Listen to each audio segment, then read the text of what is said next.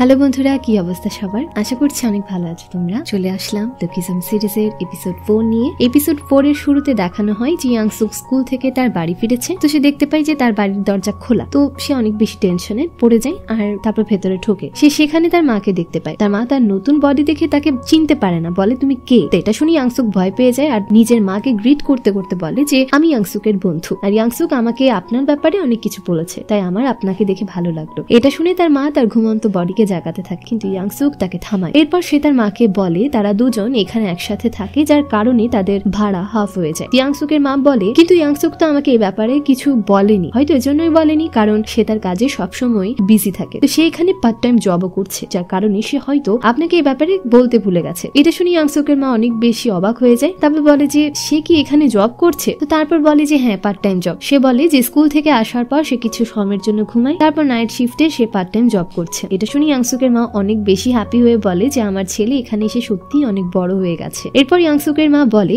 সে পার্কের সাথে কিছু কথা বলতে চায়। ইয়াংসুক তার মাকে একটা দামি রেস্টুরেন্টে নিয়ে আসে। সেই রেস্টুরেন্টে বম জেবি কাজ করে। সেখানে সবাই পার্ককে দেখে অনেক অবাক হয়। তখন ইয়াংসুকের মা তাকে জিজ্ঞেস করে তুমি কি এমন জায়গায় যাওয়া আসা করো? ইয়াংসুক বলে না, মাঝে মাঝে। সেখানে সবাই পার্কের দিকে তাকিয়েছিল। এইসব দেখে ইয়াংসুকের মা বলে তুমি সত্যি অনেক স্মার্ট আর পপুলার। ইয়াংসুকও হয়তো তোমাকে অনেক হিংসা করে। এরপর ইয়াংসুকের তার মাকে জিজ্ঞেস করে সে কি খেতে চায়। তার মা সেখানকার রেট দেখে তার সেখানে অদ্ভুত লাগছে। এরপর ইয়াংসুক তার মাকে কফি কিনে দেয়, যার দাম অনেক বেশি ছিল। এটা দেখে তার মা অনেক বেশি টেনশনে পড়ে যায়। সেখানে সবাই ইয়াংসুকের দিকেই তাকিয়েছিল, যা দেখে ইয়াংসুকের মা সেখানে তার ছেঁড়া কাপড় ঢাকার চেষ্টা করে। এরপর সে ইয়াংসুককে তার নাম জিজ্ঞেস করে। ইয়াংসুক বলে যে আসলে আমার নাম ইয়াংসুক। ইয়াংসুকের মা বলে এটা সত্যি একটা অবাক করা বিষয়, কারণ আমি তোমাকে অনেক মনোযোগ দিয়ে দেখছি, তোমাকে একদম আমার ইয়াংসুকের মতোই দেখতে লাগছে। ছোটবেলায় ইয়াংসুক একদম তোমার মতোই দেখতে ছিল। তখন সেখানে বাস্কু চলে আসে। সে সেখানে ইয়াংসুককে বসে থাকতে দেখে তার কথা শুনতে থাকে। ইয়াংসুকের মা বলে আমার ছেলে অনেক ভালো গান গায়, আর আমি তাকে সব সময় বলি যে সে একজন ভালো সিঙ্গার হতে পারবে। ইয়াংসুক বলে আপনি একদম ঠিক বলছেন। তখন বম যে বাস্কোর কাছে এসে তাকে বলে সে এখানে তার বন্ধুর মায়ের সাথে এসেছে, তাই তুমি এখানে কোনো ঝামেলা করো না, না হলে আমার চাকরি চলে যেতে পারে। ইয়াংসুকের মা তারপর বলে ইয়াংসুক কি এখানে ঠিক মতো খাবার দাবার পায় বা খায়? ইয়াংসুক বলে হ্যাঁ, সে একদম ঠিক আছে। সে যে দোকানে কাজ করে সেখান থেকে ব্রেড আর বাকি সব জিনিসও নিয়ে আসে। তো এতে তাদের দুজনেরই চলে যায়। দোকানের নাম শুনে বাস্কো বুঝে যায় তারা দুজন কার ব্যাপারে কথা বলছে। তখন ইয়াংসুকের মা বলে আমাকে একটা কথা বল, কেউ ইয়াংসুককে এখানে বুলি করে না তো? কারণ আগের স্কুলের কিছু ছেলে ইয়াংসুককে অনেক বাজেভাবে বুলি করতো। সে সেখানে ইয়াংসুকের ভালোভাবে খেয়াল রাখতে পারেনি, কারণ সে ভাবতো যে সে অনেক পরিশ্রম করে আরো বেশি টাকা রোজগার করবে, ওই টাকা দিয়ে সে ইয়াংসুকের জীবন সুন্দর করতে পারবে। কিন্তু সেই চক্করে সে এদিকে মন দিতে পারেনি যে ইয়াংসুকের লাইফে কি চলছে। এইসব বলতে বলতে সে কাঁদতে থাকে। তো এইসব শুনে ইয়াংসুকের অনেক খারাপ লাগছিল। সে বলে স্কুলে তাকে কেউই বুলি করে না, এখানে তার অনেকগুলো ভালো বন্ধুও আছে। এটা শুনে তার মায়ের অনেক ভালো লাগে। তো অন্যদিকে এটা শুনে বাস্কো অনেক রেগে যায়, কারণ কিছুদিন আগে সে কিছু ছেলেকে ইয়াংসুককে বুলি করতে দেখেছিল। সে রেগে তার দুধের গ্লাস মুচড়ে ফেলে, যার ফলে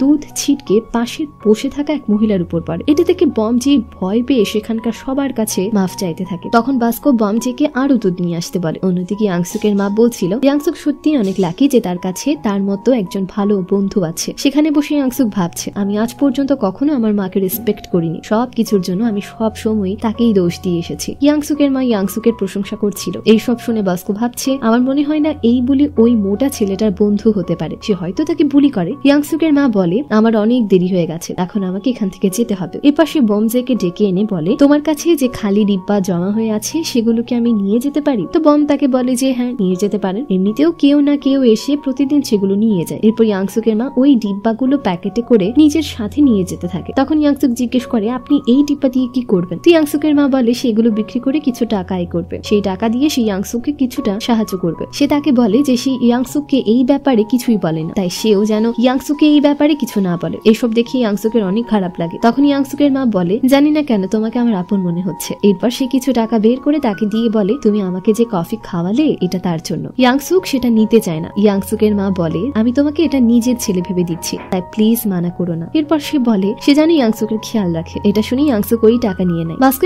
সব কিছু দেখছিল। সে ইয়াংসুককে টাকা নিতে দেখে আরো রেগে যায় আর ভাবতে থাকে সে তার বন্ধুর মাকে মিথ্যে বলে তার থেকে টাকাও নিচ্ছে। আমি যতটা ভেবেছি সে তার থেকেও খারাপ। ইয়াংসুকের মা সেখান থেকে চলে যেতে থাকে। ইয়াংসুক চোখে পানি নিয়ে নিজের মাকে চলে যেতে দেখছিল। তখন ইয়াংসুকের কাছে বাস্কো আসে আর তাকে বলে এখানে যা কিছু হয়েছে সব আমি দেখেছি, তাই এখন আমি তোমার সাথে কিছু কথা বলতে চাই। এরপর সে তাকে এক জায়গায় নিয়ে এসে বলে তুমি সত্যি অনেক খারাপ। এটা শুনে ইয়াংসুক কিছুই বুঝতে পারে না। বাস্কো বলে ফাইটের জন্য প্রস্তুত হও। ইয়াংসুক বলে কিন্তু কেন? তো বাস্কো বাস্কো বলে যে আমি তোমার ব্যাপারে সবকিছু জেনে গেছি, তুমি একজন খারাপ মানুষ, তুমি এখানে দুর্বলদেরকে বুলি করো আর তাদের প্যারেন্টসকে মিথ্যা বলে তাদের থেকে টাকা নাও। এটা বলে সে ইয়াংসুকের উপর অ্যাটাক করে, কিন্তু ইয়াংসুক খুব সহজেই তার অ্যাটাক ডজ করে, তারপর সেখান থেকে পেছনে সরে যায়। ইয়াংসুক বলে তুমি কি বলছো আমি কিছুই বুঝতে পারছি না, আমার মনে হয় তোমার কোনো ভুল বোঝাবুঝি হয়েছে। বাস্কো অনবরত তার উপর অ্যাটাক করতে থাকে, কিন্তু ইয়াংসুক খুব সহজেই তার সকল অ্যাটাক ডজ করে নেয়। সে বাস্কোর পাঞ্চিং পাওয়ার দেখে ভাবছিল যদি তার একটা পাঞ্চও তার গায়ে লাগে তাহলে সে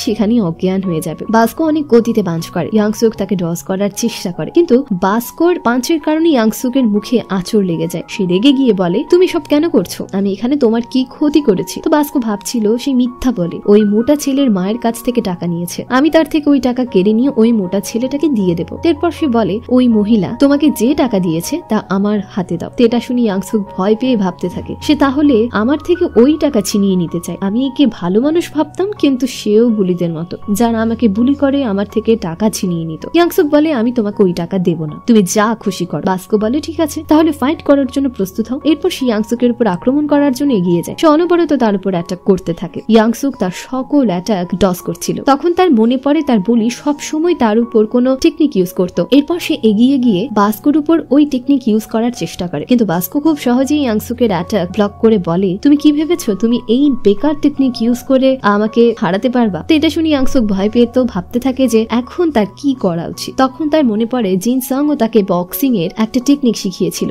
এরপর সে বাস্কোর উপর অ্যাটাক করার জন্য এগিয়ে যায়, কিন্তু বাস্কো খুব সহজেই তার অ্যাটাক ডজ করে ফেলে আর অনেক গতিতে তার দিকে পাঞ্চ করে। তো এতে ইয়াংসুক ভয় পেয়ে যায়। এরপর আমাদেরকে দেখানো হয় যে 5 মিনিট পর সেখানে বম যে ছুটে আসে, সেখানে সে দেখতে পায় বাস্কো হেরে গেছে। এরপর ইয়াংসুক বাস্কোর জ্যাকেট বাস্কোর উপর রেখে দেয় আর বম জের কাছে ক্ষমা চেয়ে বলে তার খেয়াল রাখো। এই বলে সে সেখান থেকে চলে যায়। বম বাস্কোকে পরাজিত দেখে অনেক বেশি সারপ্রাইজ হয়। বাস্কোর মনে পড়ছিল কিভাবে ইয়াংসুক তাকে হারিয়েছে। তখন আমাদেরকে দেখানো হয় যখনই বাস্কো ইয়াংসুককে পাঞ্চ করার জন্য এগিয়ে যায়, ইয়াংসুক ভয় পেয়ে তার চোখ বন্ধ করে ফেলে। সেই সময় তার বডি নিজে নিজে রিঅ্যাক্ট করে, যেখানে সে বাস্কোর অ্যাটাক ডজ করতে করতে তার মুখ দিয়ে বাস্কোকে এলবো অ্যাটাক করে। আর ইয়াংসুকের এই অ্যাটাকের কারণে বাস্কো সেখানে অজ্ঞান হয়ে যায়। প্রেজেন্ট টাইমে বাস্কো ভাবছে ইয়াংসুক তার উপর spinning back elbow technique use করেছে আর এটা বক্সিং এর অনেক বিপজ্জনক টেকনিক। এরপর সে বমজেকে বলে সে এখানে হেরে গেছে, সে ওই মোটা ছেলেটার টাকা তাকে ফেরত দিতে পারে না। এরপর আমরা দেখতে পাই রাতে ইয়াংসুক তার পুরনো বডিতে ওই স্টোরে কাজ করছে। সে ভাবছে আমি বাস্কো কিভাবে পরাজিত করব, আমার বডি সেখানে নিজে নিজেই মুভ করছে। তখন সেখানে বাস্কো আসে। ইয়াংসুক দেখতে পায় তার অনেক চোট লেগেছে। বাস্কো সেখান থেকে এক জুস কিনতে কিনতে ইয়াংসুককে বলে আমি তোমার টাকা ফিরিয়ে আনতে পারিনি, আমাকে ক্ষমা করে দাও। এটা বলে বাস্কো সেখান থেকে চলে যেতে থাকে। তো এটা শুনে ইয়াংসুক কিছুই বুঝতে পারে না যে কি হচ্ছে এখানে। তখন বাস্কো থেমে বলে তুমি দুর্বল নও, তোমার মধ্যে অনেক পাওয়ার আছে, তোমার শুধু ট্রেনিং নেওয়া প্রয়োজন। বাস্কো ওই পাঞ্চিং ব্যাগের ব্যাপারে ভাবছে যেটাকে